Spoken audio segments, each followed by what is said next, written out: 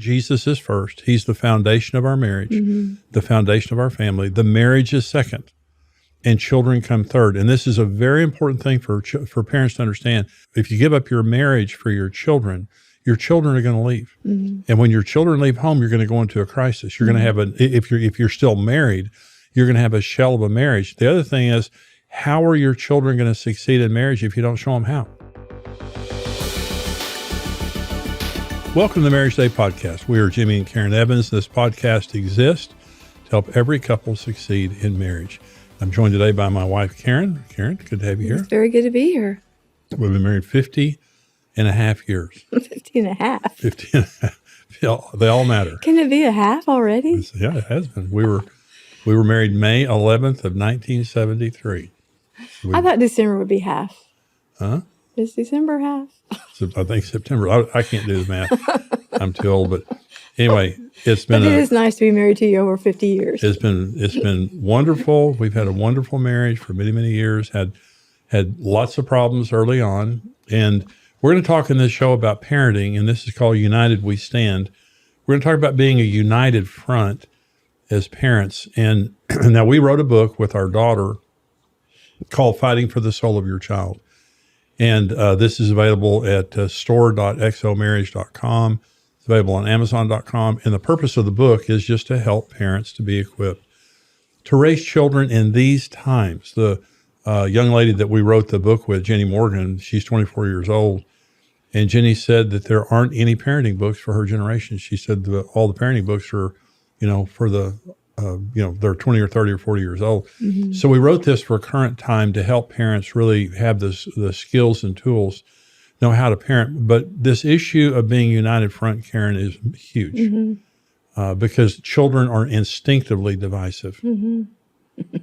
Well, and so are people. Yeah. And it's, if you're not making your marriage a priority, a good foundation for a marriage at the beginning, and then you start having kids and you haven't laid the foundation of a good marriage, you are going to have those ups and downs of division, that the kids can get a hold of the situation and see the vulnerability, the weaknesses, and they do take advantage of it. Yeah.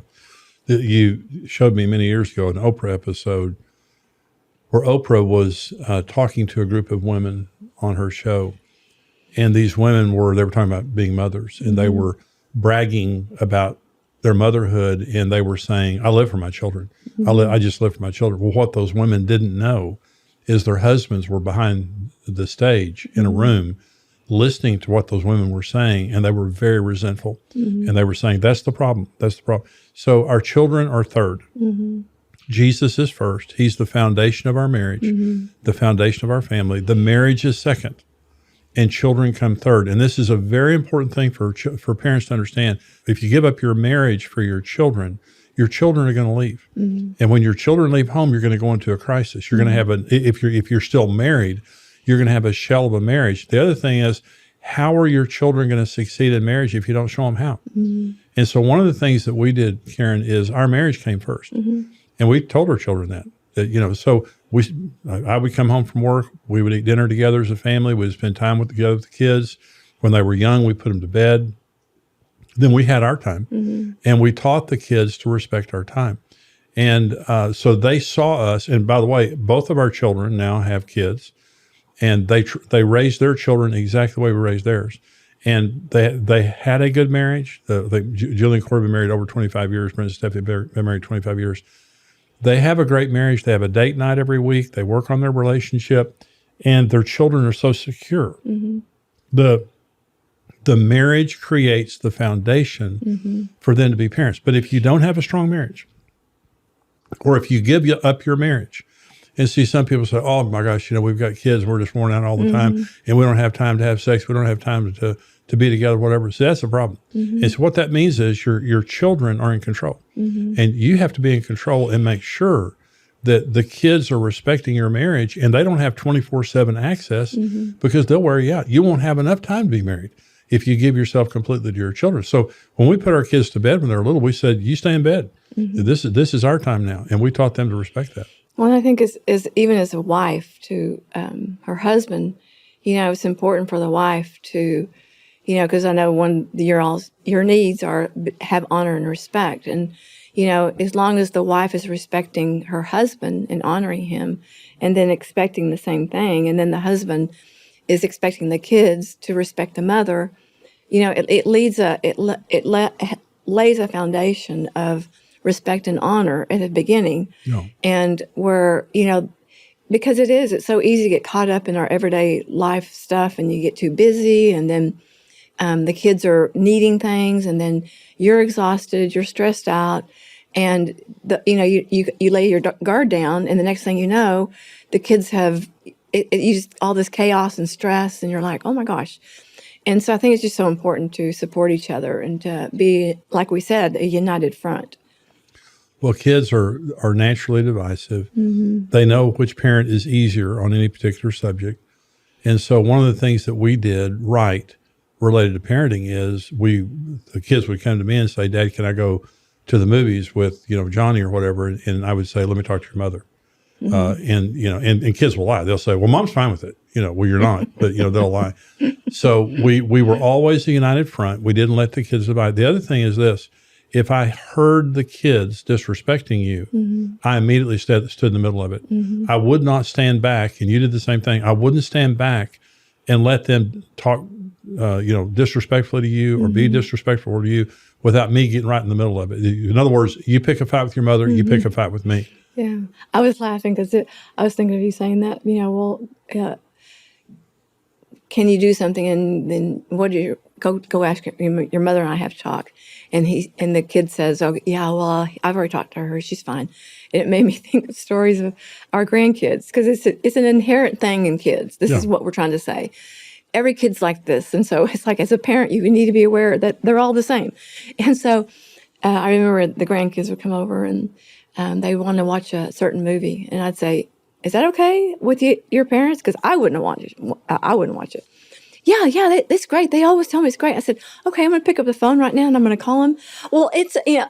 Oh, yeah. It's like, it's just inherent in them. They're not, kids have to be parented, That's right. and part of parenting is coming together as a couple. And even if you're single, because there's going to be people that's single or they're, listening to this, and it's hard to be a single parent. But just, with God, all things are possible. And so even as a single person, and leaning on God and getting his wisdom and having the support of friends that, and it's true as a couple, it's just those things that we have to do, because God has stewarded us with these children. They've been given as a gift. It says, children are a gift from God.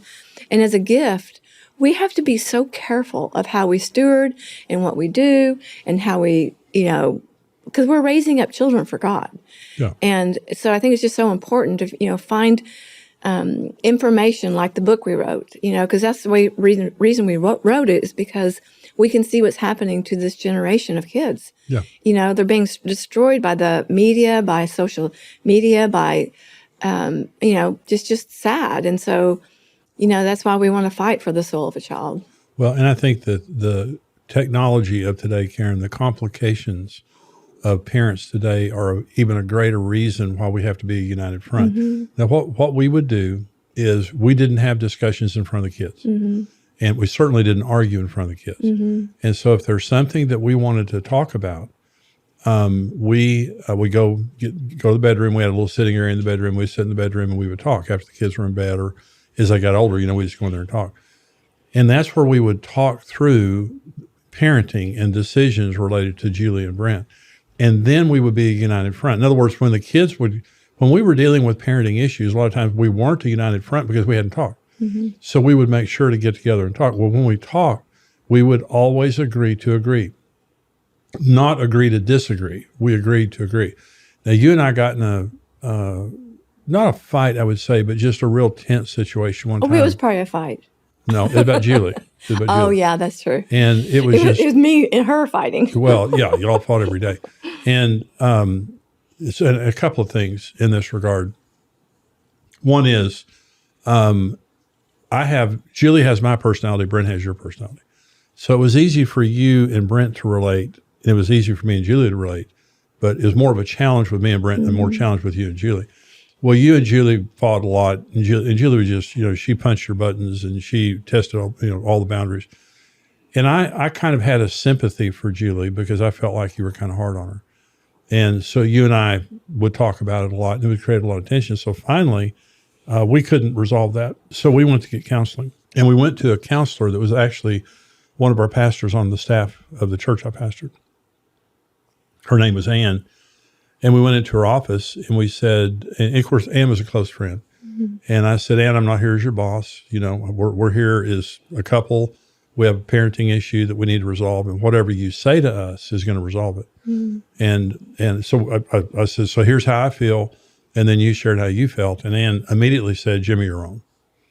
And I said, really? And she said, yeah. She said, you're wrong. And she, basically I was sympathizing.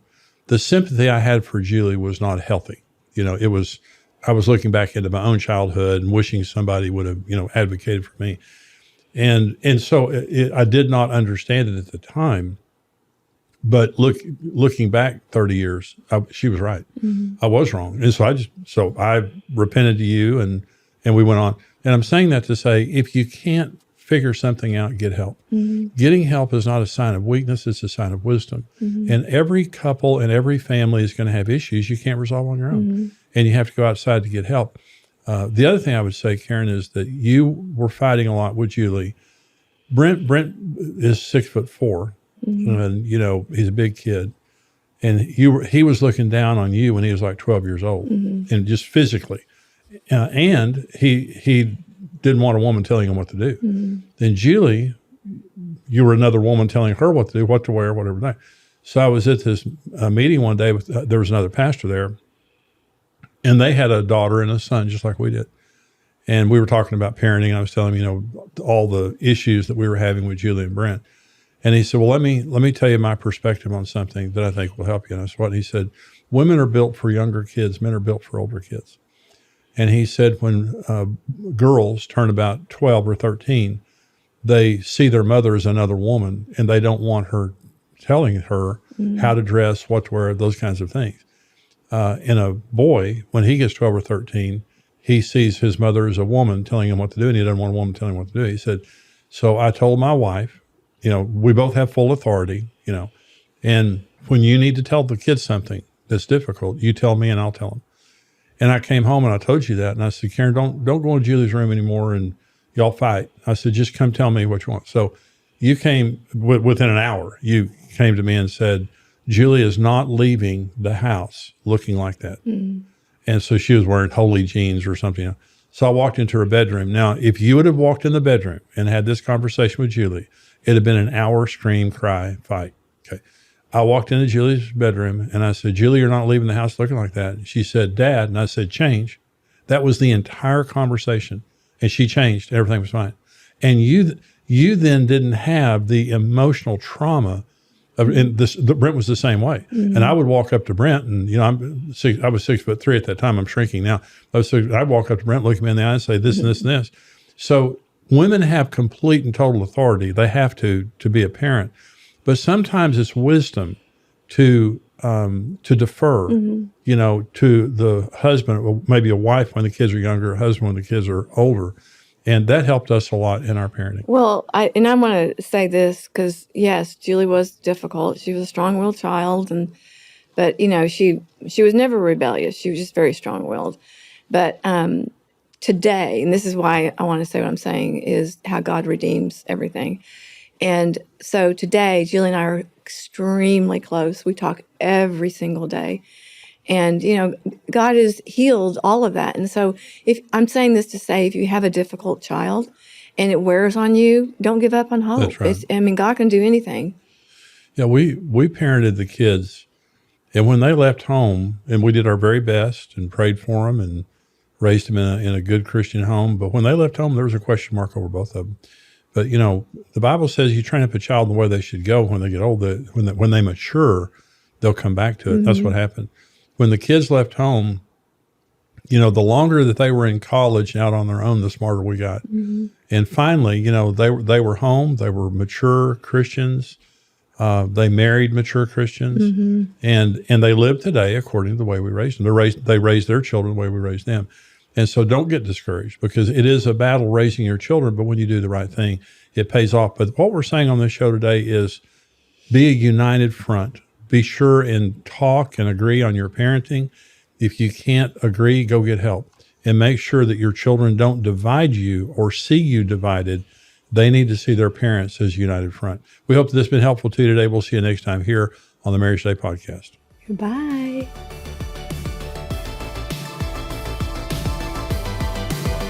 Hey, this is Brent Evans with XO Marriage, and I want to thank you for listening to the Marriage Today podcast. We believe your marriage has a 100% chance of success if you do it God's way. If you enjoyed today's teaching and want to keep learning, hey, subscribe to the Marriage Today podcast and take some time to leave us a review. Your reviews help us spread the word and can encourage someone else in need. For more great marriage content, check out xomarriage.com, where you can see all of our marriage building resources, articles, and live events.